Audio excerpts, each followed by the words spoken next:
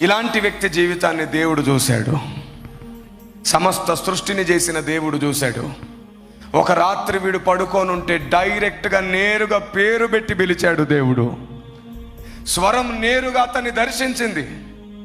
ప్రతిసారి ఒకే మాట అతనికి వినబడుతుంది, నేను నీకున్నాను, నీవు నా సేవకుడవు, నేను నిన్ను ఉపేక్షింపక ఏర్పరచుకున్నాను, నేనే నీ తండ్రిని, నేనే నీ తల్లిని.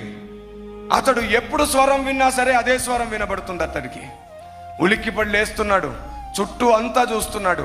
ఆ స్వరం వింటే అతని ఒంటి నిండా ధైర్యం వచ్చేస్తుంది, అతని మనసు నిండా గొప్ప బలం కలుగుతుంది. ఎవరో నన్ను చాలా ఎక్కువగా ప్రేమించేవారు పిలిచినట్లుంది అనిపిస్తుంది. కానీ ఎటు చూసినా ఏ వ్యక్తి కనబడట్లేదు. కాలం అలా గడుస్తూ ఉంది. అప్పుడప్పుడు ఆ స్వరం అతన్ని దర్శిస్తూనే ఉంది. ఒకరోజు ఇతడు ఇంటి బయట కూర్చొని బాధపడుతున్నాడు, ఎప్పుడొస్తుంది మా అమ్మ అని.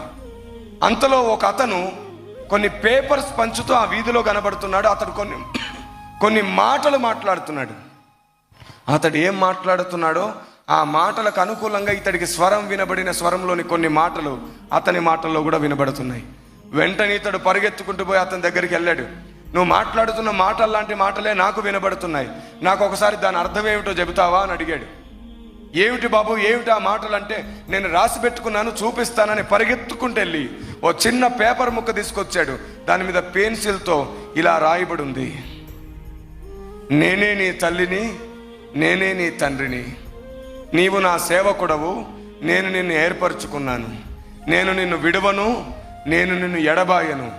బాబు, ఈ మాటలు నీకెక్కడివి? నాకు అప్పుడు ఒక స్వరం వినబడుతుంది.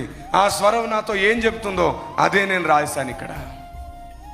వెంటనే ఆ మాటలు విన్న వ్యక్తి మోకాళ్ళ మీద పడి అదే రోడ్డు పైన బోరుమని ఎడవడం ప్రారంభించాడు. బాబు, 25 సంవత్సరాల నుండి నేను ఏ స్వరం విందామని సేవ చేస్తున్నానో ఆ స్వరమే నీకు వినబడింది. నీతో మాట్లాడింది ఎవరో కాదు, సాక్షాత్తు దేవుడే నీతో మాట్లాడాడు. ఈ సృష్టిని చేసిన దేవుడే ఆ మాటలు మాట్లాడాడు.